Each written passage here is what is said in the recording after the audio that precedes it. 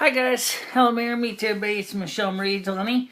Today we're doing some setting up of our experimental laboratory testing gear, and we got some, let me explain this setup, and also show something that's a little bit bizarre. So that's what we're going to be focusing on. I should turn the flash on, but okay, let's get started.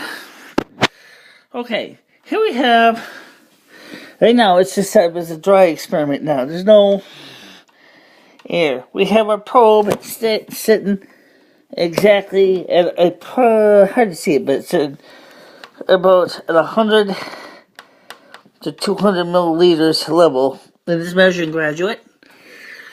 And we have a digital thermometer up here.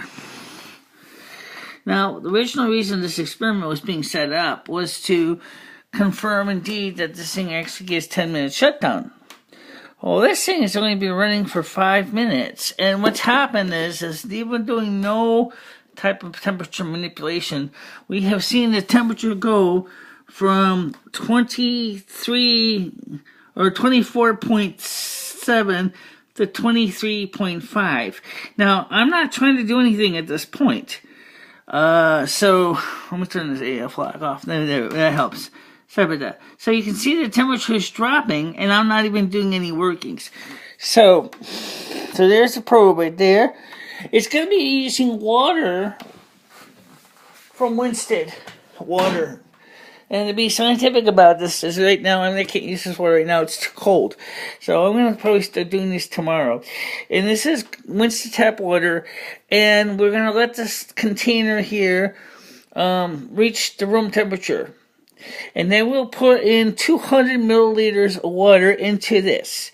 And then we'll start our timer. Okay? And because this timer the thermometer shuts off at 10 minutes, I have to set the timer a little shorter than that. Say approximately maybe about 9 minutes. This camera, which I'm holding, will record all the temperature readings. In addition, we will be doing manual notes and data logging information as well, and time and date stamps. So this is going to give us a very precise precision. Now, as I said, the temperature's still dropping and I'm not even doing anything. So there's some external factor here. And I'm not going to say it's me, because I'm not trying to do anything.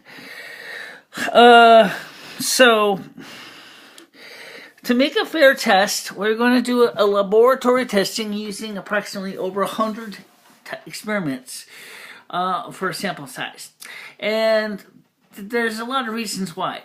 And number one, the first 100 experiments is going to be to improve my ability. The second set of 100 experiments is to prove my consistency. And each day we'll do 10 tests. That means 100 minutes of data per day collected. And then at the end of the 10 days, for the first improvement of my skills to work using the same apparatus, we're going to go ahead and then do the actual scientific measurement data. There will be video clips as part of that.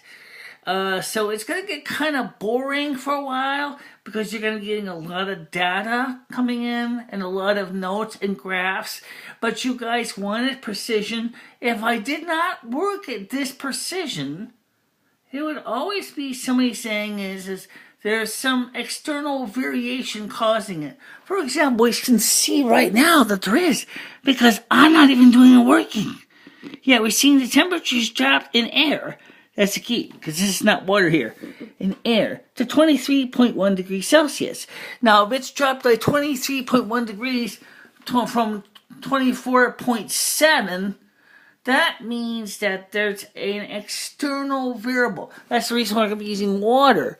Water is going to provide a consistent medium. It's going to make it more precise ability to keep the temperature consistent. Because the temperature of water does not change abruptly like air does. Trust me, you can prove this. If you ever take a pan and heat up air, container of air versus a container of water on a fire, the water is going to take longer to increase the temperature or to decrease. The air is almost instant. That's because of the molecules. So what we're going to do is we want to use water because the molecules are closer packed together, and so there will be more consistency. So now you have an idea how we're going to do that. Okay, so now you see the point of this whole test is there's going to be a lot of data logging. It's going to take over 10 days of recording, measurements, quantification data, everything. Why 100 tests? Why? Because actually it's going to be 200 tests, as I said. The first 100 tests is going to be for me to improve my skills. The second 100 tests are the ones that are going to count. And each test, from the ones I'm practicing to the ones that we're actually going to be using for hypothesis, proving our hypothesis, is going to be locked. There's going to be a notebook with a column, the time, the date, the temperature of the air, and the temperature of the water. And like you can see why, right? Yeah, the temperature is still dropping. So we need to know why. Well, I have a hunch that part of the reason is because it's getting colder outside.